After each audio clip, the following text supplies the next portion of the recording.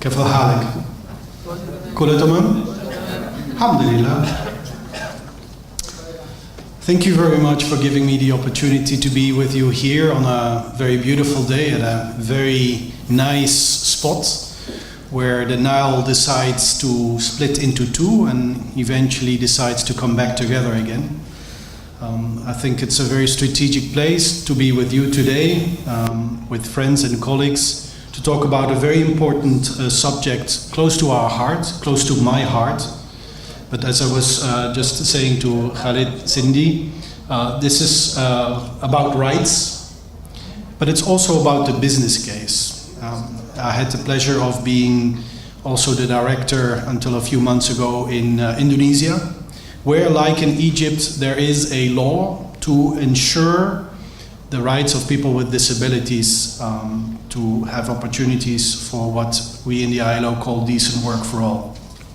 But what I found really exciting is to see companies, when they discover actually not only their responsibilities, but more importantly, discover the opportunities to work with people with disabilities, that we can, one, realize the opportunities and potential of people with disabilities, and very importantly as well, to make sure that this contributes to the economy, to the welfare of the people concerned and their families, that there is a business case. And I think particularly with employers, I think this should be music to your ears as well. So I could stop my speech here, but I will not. I'll just say a few more words. But I am very excited, and I thank you all for coming here today on a very important topic.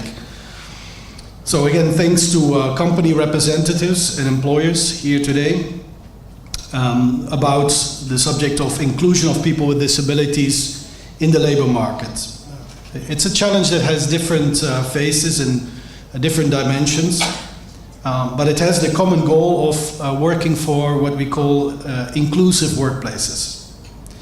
The ILO, Al-Munazamat, Al-Amal, Al-Dawliyat, strives to have decent work for all, and that means everybody. So we believe also that this requires collaboration, business-to-business dialogue, and knowledge sharing among companies, because there's a lot that we can learn from each other. There's a lot of good things happening within Egypt. There are a lot of companies that can share their experiences with others, and then perhaps also share this with other countries. The challenge is there because although more than 1 billion people around the world experience some form of disability, discrimination and stigma heavily impacts on the lives of people with disabilities. And my colleague Sarah Park, who is sitting also here, with whom I had the pleasure to work before as well, she just shared with me yesterday a survey on ILO internally that also shows that we ourselves still have to work on this, including on the subject of non-discrimination. So it's about choices. Work is crucial, because exclusion from work often defines us in exclusion from society. At this time when we talk about what goals, and some people call them the Sustainable Development Goals, will replace the Millennium Development Goals at the end of this year, we see in a survey around the world that among the top 3 of what people really want are jobs. But we need to make sure that these are decent jobs.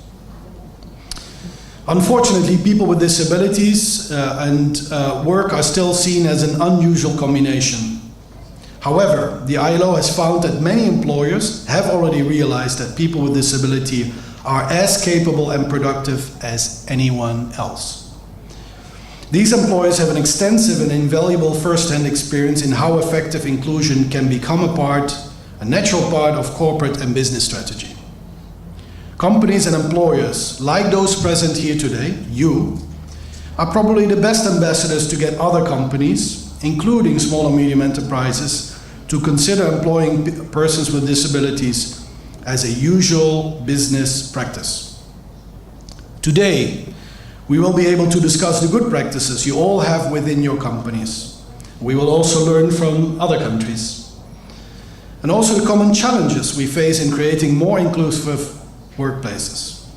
We will also have the possibility to discuss how you, as employers, can collaborate and create a network for increased knowledge and information sharing. After lunch, there will be a small working group for those of you who have expressed interest in discussing how to establish an Egyptian business and disability network. We know from other countries that this is very powerful, and you may want to have your own network here. So I encourage you to stay and build on the knowledge shared during today to create this network that would be unique to your strengths and needs. And the ILO is ready to support you in this. So let us work together to promote decent work for people with disabilities in Egypt.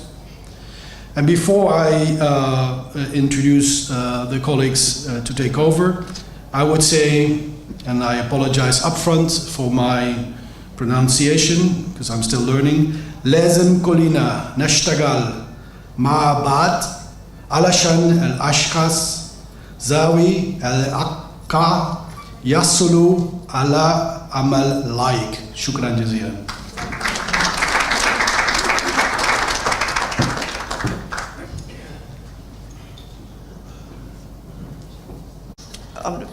In the ILO in Geneva headquarters, and I work mainly with the ILO Global Business and Disability Network, which I will explain a little bit later. But first of all, I apologize, this will be in English, but I hope those who don't understand have the headsets. Just a moment. 5 seconds. 5 seconds, yeah. You can have the countdown.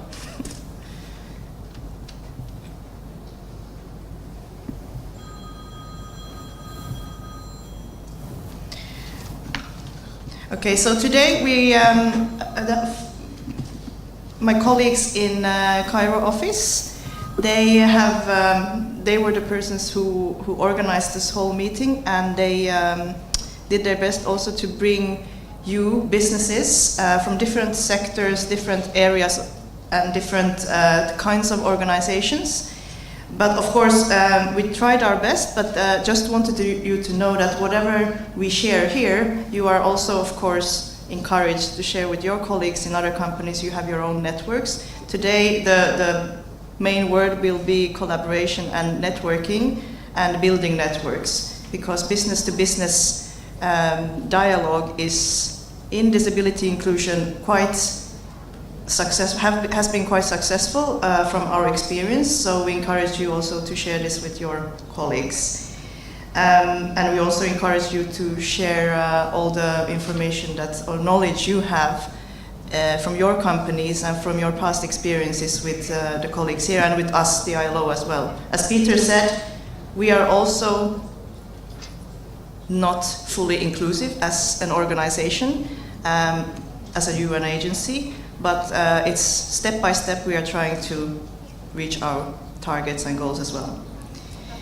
So we'll talk about the disability in the workplace today from a business perspective, and the topics I'm going to cover here in around 15-20 minutes are I'm going back to the basics, why companies actually hire people with disabilities, and this is from a global experience, but I think it will also be for you the same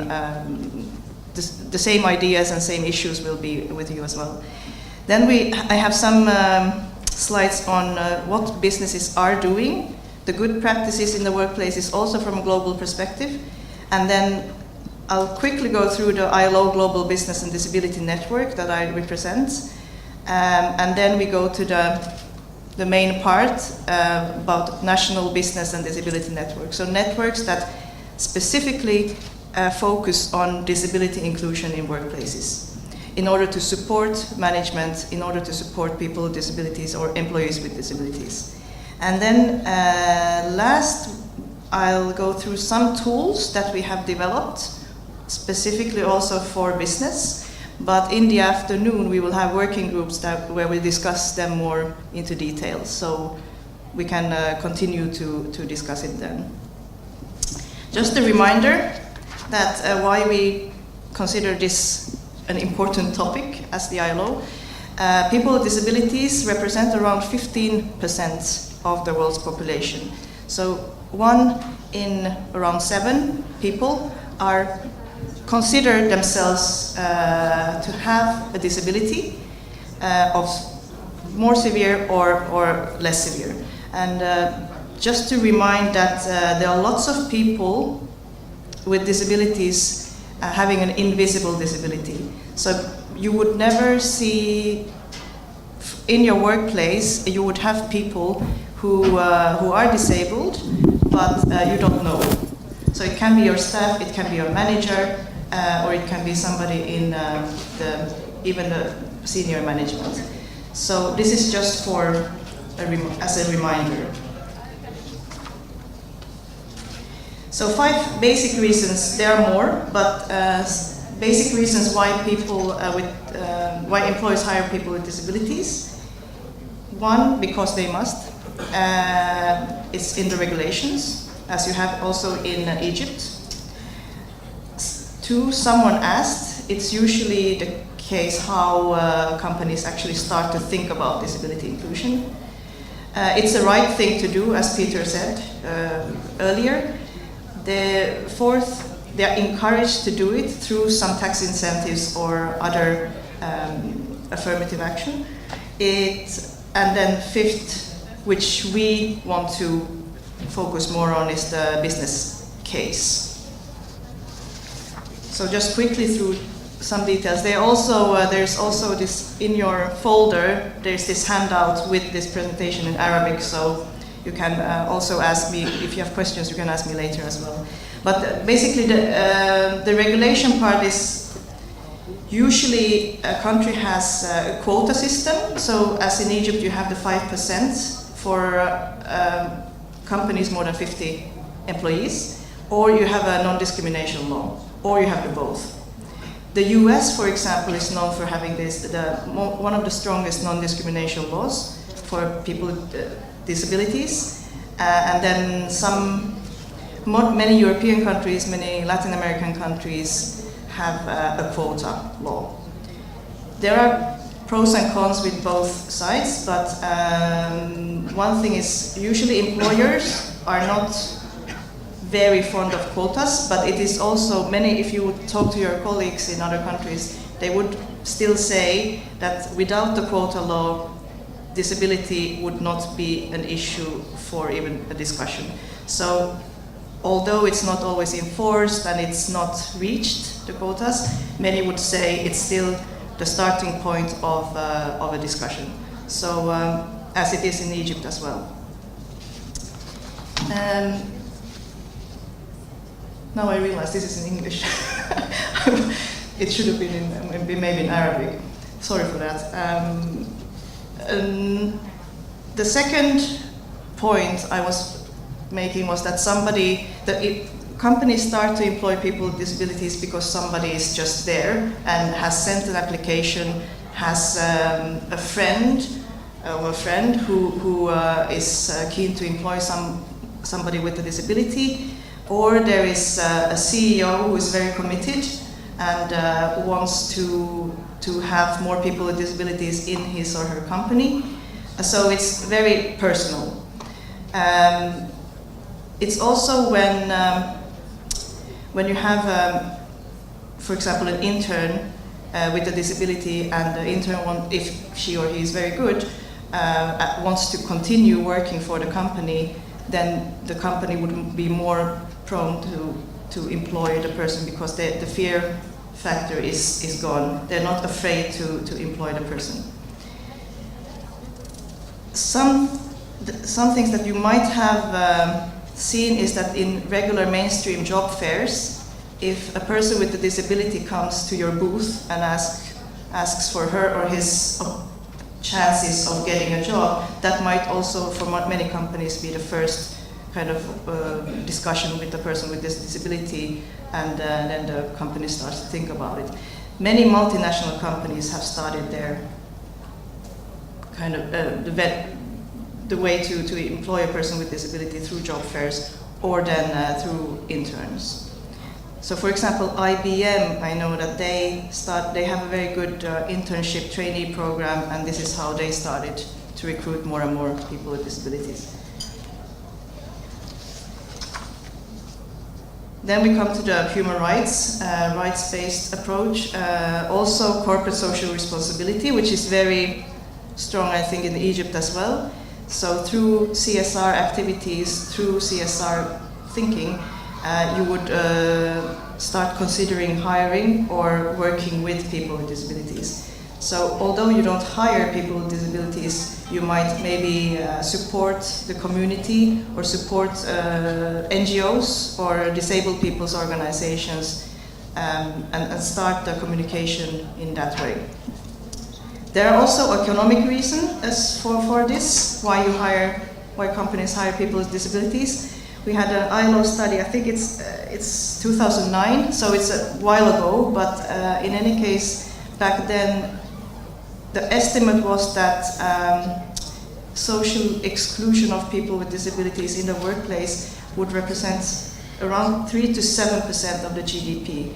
Because people with disabilities have their families, they have also their friends. If you're a parent to a child with a disability, you would think of this more carefully as well. What you buy, to which services you use, etc. So it is something that at least the service sector has been thinking of quite closely. There are company policies as well. I know that there are lots of multinational companies here, the branches or the subsidiaries, and usually it would be the headquarters or your CEO, senior management, that would demand that, okay, now for the next X years we will focus on disability, we'll focus on gender, we will focus on ethnic minorities. So it can also be a policy that you, as a subsidiary, have to consider. One thing, the public image is what global companies at least tell us that is very important. They want to have a good image towards their customers, clients, and also the peers, so other businesses in the same sector. There are also ways to encourage the companies to hire more people with disabilities. This is linked to legislation and laws. The government usually, in some countries, in Europe at least, they give tax incentives to companies if you hire people with disabilities. And also they give funds if you want to adjust your workplace to become more inclusive. They give funds to the companies to actually implement that. So it's not only about ramps or the toilets to be accessible, but it can be beyond that. For example, the IT systems or communications material, websites, etc. Morning. I will be. Is it on? صباح الخير. اوكي اتس وركينج ناو. انا هتكلم بالانجليزي بس العرض موجود بالعربي فان شاء الله بعد البرزنتيشن ممكن I'll share with you the Arabic version. I'm here basically. I was asked to talk about the Employers Disability Network in Saudi Arabia. We're only 1 year old. We were established in 2014. We have accomplished good things over the past year. We've learned a lot from the ILO, from the Global Business Disability Network. We have a lot yet to achieve, but I'll briefly share with you what we've done, our story, the challenges we faced, and hopefully that will help you here in Egypt to establish your own employers network. If we talk about disability in Saudi Arabia, I'd just like to share with you 3 figures. First of all, we're not far from the international average in terms of persons with disabilities. 15% of our population have some form of disability. So again, if we look at them as a group, they are considered the largest minority. So we always have to think about that. 25% of our unemployed, so that means 1 out of every 4, again, that are aged between the ages of 18 and 35, have some form of disability. And again, in Saudi now, unemployment is a big challenge for us. We have a large young population. We have a large number of expatriate workers, which we're trying now to replace with nationals. So again, if we look at the unemployed, 1 out of every 4, again, that is also a significant number. But on the other hand, only 24% of companies actually hire persons with disabilities. So again, only 1 out of every 4 companies actually hire persons with disabilities. So again, there's lots of room to encourage, to engage more companies to hire persons with disabilities. And this is where the idea maybe of Qadirun as a business disability network came from. We cannot, even though we work as an NGO and it is an independent network, we do work very closely with the government. So I just also want to share with you what the government has been doing in Saudi Arabia to also encourage the inclusion of persons with disabilities. Of course, Saudi Arabia back in 2008 signed and ratified the Convention on the Rights of Persons with Disabilities. And as most of you know, there's a specific article, which I believe is Article 27, which talks about the rights of persons with disabilities to employment. Based on that convention, there was a provision code that was developed specifically for Saudi Arabia, again, which talks about the rights of individuals with disabilities. And we have an article there, which is the second article of the provision that also talks specifically about the right of persons with disabilities to employment and to work. Our Ministry of Labor was also responsible for the legislation of all the labor laws. We have 2 articles that specifically address persons with disabilities. We have Article 28, which actually sets a quota for companies. So any company that hires 50 or more is obligated to hire 4% persons with disabilities. Now, I was just talking to Peter, and I told him, although this quota is there, it's been there now for over a decade, it's not enforced yet, and we are now studying with the Ministry of Labor how to gradually enforce this quota. So again, the whole idea is how can we encourage companies to hire more persons with disabilities.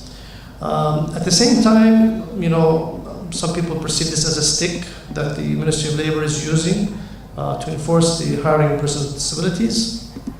We have in Saudi, I don't know if you're familiar with this or not, a system which is a nationalization quota system. Again, it's enforcing nationalization quotas on companies.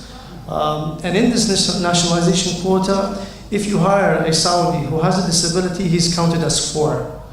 So again, that's also kind of an incentive for companies where for every local that they hire who has a disability, he's counted as 4. So again, that really helps them to achieve their nationalization quotas. And again, it's also an incentive for companies to hire persons with disabilities. And we found this to be a very effective tool in Saudi Arabia with the challenges we have of nationalization. Also, the Ministry of Labor, back in 2012, they developed a strategy called Tawafuq.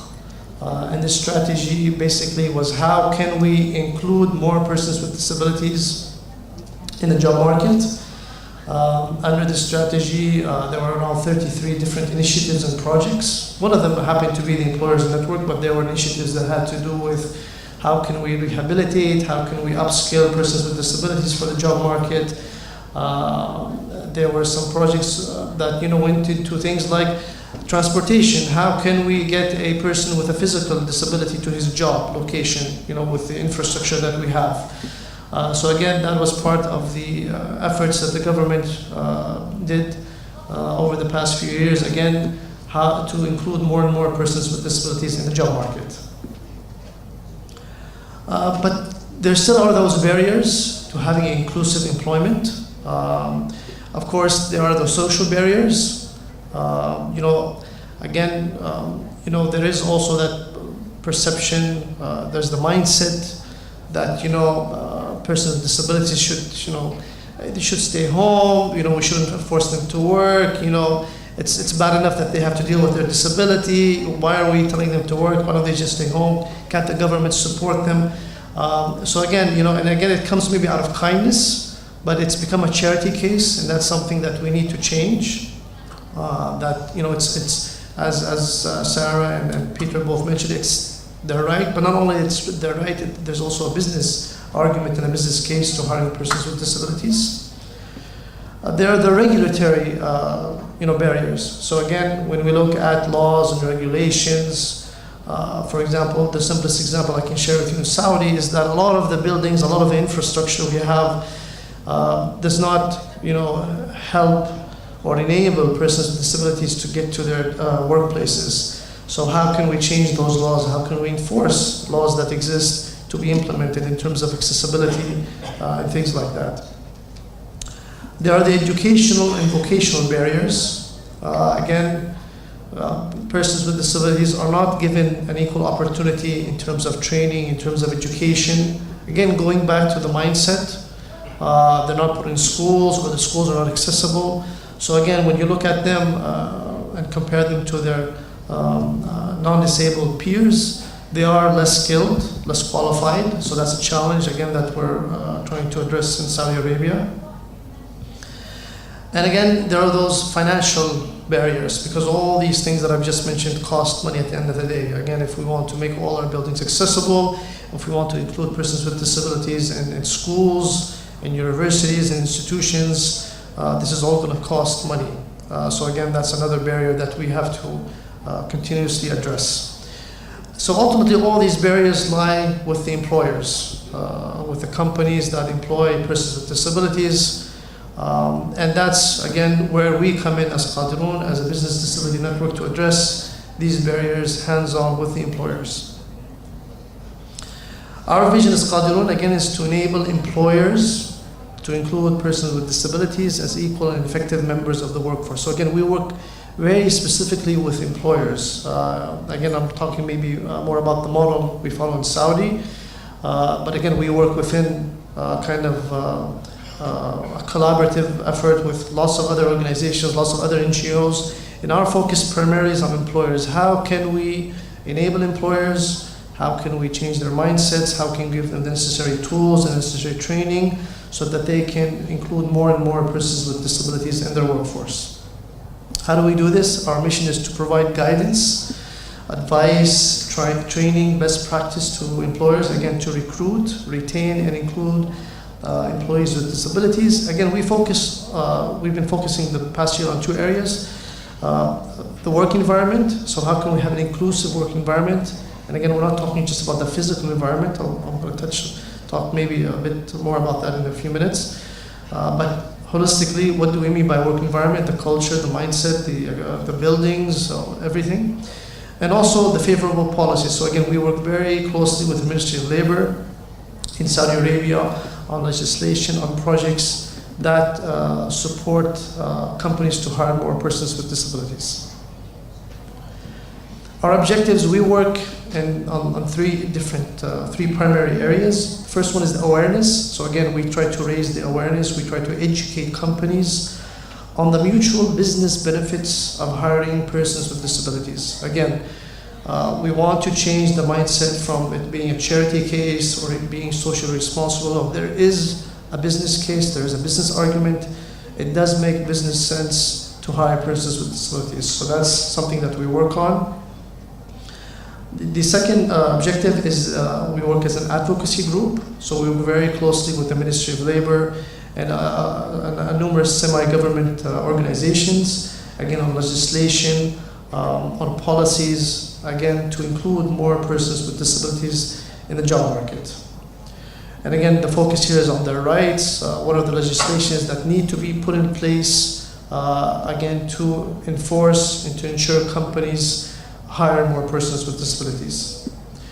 The third area is the advisory. So again, here we advise, we share best practice, we offer training programs, know-how, on how to become more disability inclusive and disability confident employer. And again, we talk about the work environment and the organization culture. In terms of the services we offer, and again, this has changed a lot over the past year, as we've been growing and evolving. But this is very briefly what we do. We offer training programs. So each member of our network gets 4 training programs per year on various topics from how to interact with persons with disabilities, to using information technology, to understanding what are the accessibility standards that they need to have in place.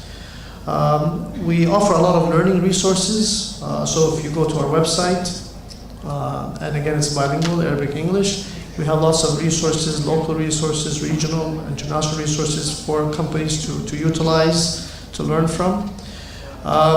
We have documented a few case studies of successful companies who've hired persons with disabilities, what they've done, their experiences, how they've started.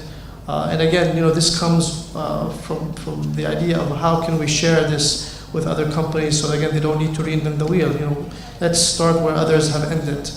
And this year we're embarking on a national survey with companies again to understand their experiences, their attitudes, how they think of employing persons with disabilities so that we know how to address these challenges.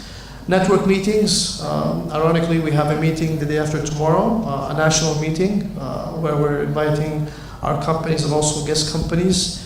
We're visiting one of our founding members, Tamar Group. They're going to be sharing their experience, what they've done in hiring persons with disabilities. So these kind of meetings, similar to this meeting, it's an opportunity to bring all the stakeholders together, to have the dialogue, the discussions necessary so people can understand what needs to be done. Media campaigns, we don't spend a lot on media. We don't use traditional media, we use social media primarily. So again, we have Twitter, Facebook, Instagram, LinkedIn. We do all these mini campaigns, things on rights, things on the business case, some programs that the government recently launched, like telework or working from home. So again, through these campaigns, we try to advertise what's going on. Publications, we have an annual report, we have a quarterly newsletter. These are things again that we share with our companies, again both in terms of print and electronic versions. And recognition awards, and again these awards are sponsored or endorsed by the Ministry of Labor. So again, we try to recognize the companies who've put significant effort in trying to become more inclusive employers. In terms of the stakeholders, although our focus is primarily on the employers, we work very closely again with government entities like the Ministry of Labor, the semi-government HRDF. Recently, we've started dialogue with the Ministry of Social Affairs, again trying to understand what they're doing and how we can align our efforts and collaborate together. We also work with other disability NGOs who focus maybe more on persons with disabilities. Our focus is maybe on the employers. They focus on the persons themselves, on the job seekers. So we try to understand what they're doing to upskill, to train, to rehabilitate persons with disabilities so that they are ready for the job market, and how we can collaborate. We're now in discussions with one of these NGOs to do a training program, a pre-employment training program for one of our network employers members, so that they'll start having kind of a funnel of job seekers with disabilities coming into these companies. And service providers in terms of trainers, experts, consultants, simple things like, for example, I want to print material with Braille. Where can I find these? So again, these are things that as a network we try to provide to our members. And again, our role is to facilitate, is to bring together all these stakeholders together so that they can find each other. One of the key things that we've done also in the past year in Saudi Arabia is we've developed this framework for business disability inclusion. Again, one of the main questions that companies were asking when we started talking to them is, where do we start? Okay, I'm very excited. I believe in the right of persons with disabilities to employment. I want to do it. But where do I start? Do I start with ramps? Do I just start hiring people? So we've developed this framework. We've developed actually with one of the networks that was earlier mentioned by Sarah, but with Business Disability Forum of the UK. And again, we've spent a year developing this framework. It went through 3 versions until we came up with a local version. And this framework kind of covers 8 elements that we feel are key for any company to become disability inclusive. So it touches on soft things like commitment of senior leadership, of the CEO, of shareholders.